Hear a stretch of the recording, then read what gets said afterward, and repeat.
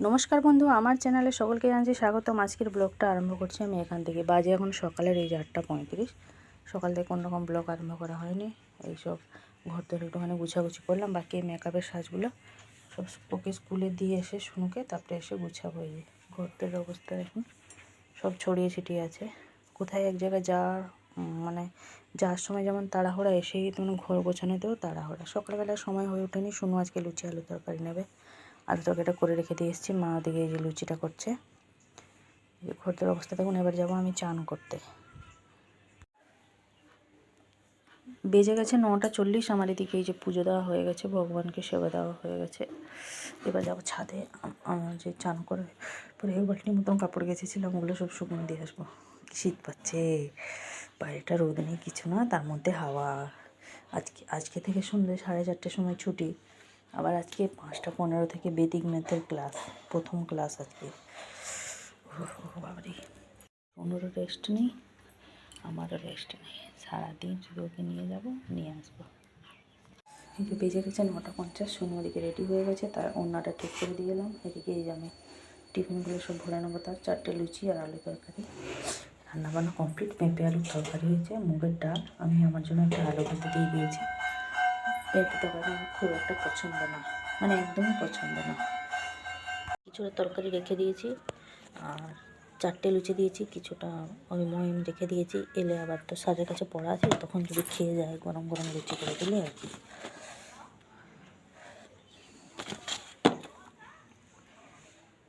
বেজে গেছে ঘড়িতে পুরো 11:10। সোনুকে স্কুল থেকে দিয়ে এসে ভাতটা খেয়ে নিলাম মা আমি দুজনে মিলে, যেহেতু সকালবেলা আজকে টিফিন হয়নি।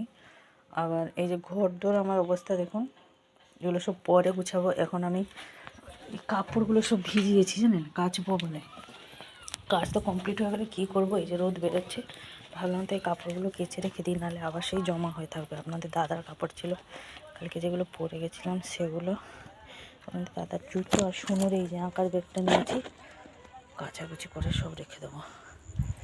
হাওয়াতে তবুও শুকনো হয়ে যাবে জানেন, ওই জন্য ভাবলাম কেচে নিই। সবাই কেচে শুকনো দিয়ে দিয়েছি, আমিও দিয়ে দিই। শীতের দিন তো শীত পাবে, তা বলে কি কাচাকুচি কিছু করবো না, সেটা তো আর বললে হয় না।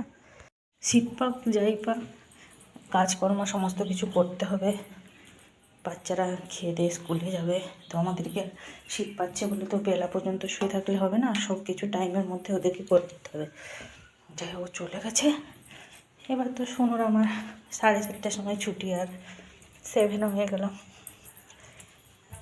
সেই জন্য সেদিনকে বলছে মা আমি আবার 5-এ ভর্তি হয়ে যাবো। আমি ওই জন্য আমি ওকে বললাম ঠিক আছে, লোক তো 5 থেকে 12-এ যায়, তো 12-এ ভর্তি হয়ে যায়। 12 থেকে নিচে নামতে নামতে 5-এ চলে আসবে, দিলে তো 2:45-এ ছুটি হবে। চলুন তাহলে এবার কাপড় জামাগুলো সব কেচে নিই, ছাদে সব শুকনো দিয়ে আসি, হাওয়া দিচ্ছে।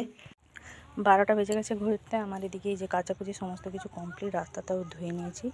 আগে ছাদে শুকনো দিয়ে আসবো, তারপরে এসে এই দিকটা ঝাড়ঝুড়ি দিয়ে সব পরিষ্কার করবো। অনেক কাপড় হয়ে গেছে। আর শুনুন তো আজকে খুশির আর শেষ নেই। নতুন ব্যাগ, নতুন মোজা, নতুন টুপি, নতুন বই, সব কিছু পড়ে গেছে। নতুন নতুন বেল্ট একটা নিয়ে এলাম। সেদিনকে ব্লু কালারটা নিয়ে এসেছিলাম, ওনার পছন্দ না, আবার ওটা রিটার্ন করে এই যে সাদাটা নিয়ে এসেছি। ঘরের অবস্থা দেখুন, ছাদে শুকনো দিয়েছি, তারপরে এলে এগুলো সব গুছাবো। এই যে নেম স্টিকার আবার আজকে এনে দিলাম। শুধু বইগুলো সেলাই করতে নিয়ে যেতে হবে আবার জানেন, বইগুলো একবার সেলাই করে নিয়ে এলে নিশ্চিন্ত। 12:30 বাজে। এই ছাদে সব কাপড় চোপড় শুকনো দিয়ে এলাম, ছাদ পুরো ভর্তি। জানি না শুকনো হবে কি না হবে, কাচার কথা কেচে দিয়েছি, হাওয়া দিচ্ছে। যাই হোক, কাচা হয়ে গেছে। যখন 3 দিনে 4 দিনে যখন খুশি হোক। এবার আমার ঘরটা গুছাবো। কী অবস্থা দেখুন আমার ঘরে, আমার ঘরটা এবার গুছাবো। বেজে গেছে এখন 1:45। কাকা খেয়ে চলে গেছে। আমার এদিকে সমস্ত গোছাগুছি কমপ্লিট শেষ হয়েছে, প্রায় তখন 1:10। একটুখানি বসেছিলাম, বসতে না বসতে কাকা চলে এলো, কাকাকে খেতে দিয়ে দিলাম। এই যে ড্রয়িংয়ের এগুলো ওখানে সব এতে ঝুলিয়ে রেখেছি, যেহেতু ড্রয়িং ব্যাগটা তো কাঁচা হয়ে গেছে, শুকনো হলে তারপরে গুছিয়ে রাখবো। কী অবস্থা হয়েছিল বলুন তো, ঘর দোর ড্রেসিং টেবিলে সব জিনিসপত্র গুছিয়ে গাছিয়ে রেখে তবে একটুখানি শান্তি, নাহলে সে কী অবস্থা বলার নেই। আর আমার ঘর তো এলোমেলো হয়ে থাকলে আমার যেন একদমই ভালো লাগে না। যে যার জায়গা মতন গুছিয়ে রাখলে গিয়ে শান্তি। যেন একটুখানি বসে আছি। শীত পাচ্ছে প্রচণ্ড পরিমাণে, হ্যাচম হ্যাচম হয়ে গেল, মাথাও যন্ত্রণা হচ্ছে ঠান্ডাতে। এবার অতগুলো কাপড় চোপড় কেচেছি, সব জলেতে ভিজেছি, তবুও অনেকটাই বেলা করে কেচেছি। বলুন সকালবেলা কাচলে তো এতক্ষণে মনে মরেই যেতাম আমি। রোদ বেরোয়নি কিছু না, কি অস্বস্তি লাগছে, কি ঠান্ডা। ঠান্ডা যদি এভাবে হয়, গরম দিনে গরমটাও এভাবেই পড়বে। ঠান্ডা যদি এত পড়ে, গরম দিনে কত ডিগ্রি সেলসিয়াস গিয়ে দাঁড়াবে তার নেই ঠিক। বাজে এখন বিকালের 5:30। আমার তো খেয়াল ছিল যে সুনদের ছুটি হয় 4:20, কিন্তু 4:20 না, ওটা 4:30ই ছুটি। তো 4:30 ছুটি হলে ওকে বাড়ি নিয়ে এলাম। এসে ওখানে কিছু খাওয়া দাওয়া করে 5:15 থেকে স্যারের ম্যাথমেটিক্স ক্লাস আজ থেকে আরম্ভ, মানে নতুন ক্লাস করবে। এবার আজকে বলে দেবেন কে কী বারে আসবে। আমি গিয়ে স্যারকে শুধু এইটুকুনি বলবো যে স্যার এখন তো শীতের দিন, 4:30 মানে আপনি ওই 4:45 থেকে বা 5টা থেকে করে ফেলুন, নাহলে মেয়ে আবার আসবে বাড়ি, আবার আমি ওকে নিয়ে যাব, অসম্ভব ব্যাপার একদম। ওরও তো কষ্ট হচ্ছে বলুন না, সে আমার সাইকেলিং করি যাই করি, আর ওরও তো কষ্ট হচ্ছে বলুন না, এক জায়গা থেকে এসে আবার আবার যা কতটা সাইকেলে নিয়ে গেছিলাম, হাঁপিয়ে গেছি পুরো। স্কুল ছুটি হওয়ার আগেই রুটি আলু ভাজা করে রেখে গেছিলাম। আমি জানি এতটা দৌড়ে ঝাপটা পরে আর ভালো লাগবে না, ওকে আনতে যাওয়ার আগেই আমি রুটি তরকারিটা রেডি করে দিয়ে 4টে থেকে রুটি আর আলু ভাজা করে রেখে দিয়েছি। কী করবো বলুন, কিছু করার নেই। বিরক্ত লাগছে, সারাদিন পর্যন্ত আয়রন করতে হবে, আবার জমা হয়ে গেছে সব জামা কাপড়। কালকে আবার একটা নতুন জায়গায় পড়তে যাবে, সকাল 7টা থেকে পড়া, সপ্তাহে 2-3 দিন। কালকে দিনটা গেলে বোঝা যাবে কী কী বার পড়াবেন স্যার। ওকে স্কুল থেকে নিয়ে এসে এই যে ওকে খেতে দিয়ে আমি গেছিলাম ছাদে, এগুলো সব ছাদে ছিল, ছাদ থেকে সব জামা কাপড়গুলো নিয়ে এলাম। ঘরতের অবস্থা দেখুন, সারাদিন গুছাগুছিতেই আমার চলে গেল দিন। এগুলো সব হবে, আয়রন হবে। চলুন তাহলে এগুলো ঝপঝপ ভাঁজ করে নিই, ভালো লাগছে না আর আমাকে, বিরক্ত লাগছে একদম। বেজে গেছে পুরো 6টা।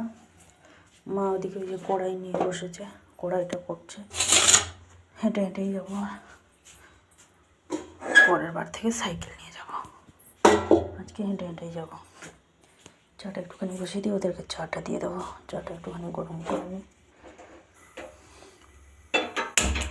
সারাদিন এই হচ্ছে আমাদের জীবন,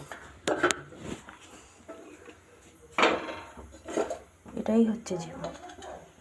লম্ফটা দিকে রেখেছি, এই যে কেরোসিন তেলটা ভরবো বলে, সিল হবে তো কড়াইগুলো, একদম নেই, তেল নেই। ভালো লাগছে নাকি বিরক্ত লাগছে সত্যি, সারাদিনে এত ছোটাছুটি। স্কুলটা খুলে গেলেই যেন সে কেমন হয়ে যায়। মায়েদেরও যে অবস্থা, বাচ্চাদেরও সেই অবস্থা। এই যে আলু ভাজাটা বললাম না, আগের থেকে করে রেখে দিয়েছিলাম। আলু ভাজা, এই যে কাঁচা লঙ্কা দিয়েছি, শুকনো লঙ্কা আজকে দিইনি, কাঁচা লঙ্কা ছিঁড়ে দিয়েছিলাম আলুর সাথে, ওটাই ভাজা হয়েছে। এই যে বেজে গেছে 7:40।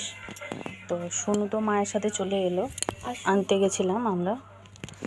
সেখানে স্যারের কাছে যেহেতু গার্জেন মিটিং ছিল, ওই জন্য সোনু বললো তোমার মিটিং তুমি থাকো, আমি মামার সঙ্গে চলে যাচ্ছি। এই আমাকে ছেড়ে দিয়ে চলে এসেছে দাদা দুজনে। আমি আরেকজন গার্জেনের সাথে কথা বলতে বলতে চলে এলাম, ওর মা আমি দুজনে। তারপরে এখানে ক্লাব কাছ থেকে বাজারের মধ্যে কিছু ভয় না, তার মধ্যে আপনাদের দাদাকে ফোন লাগিয়ে দিলাম, ওর সাথে ফোনে কথা বলতে বাড়ি চলে এলাম।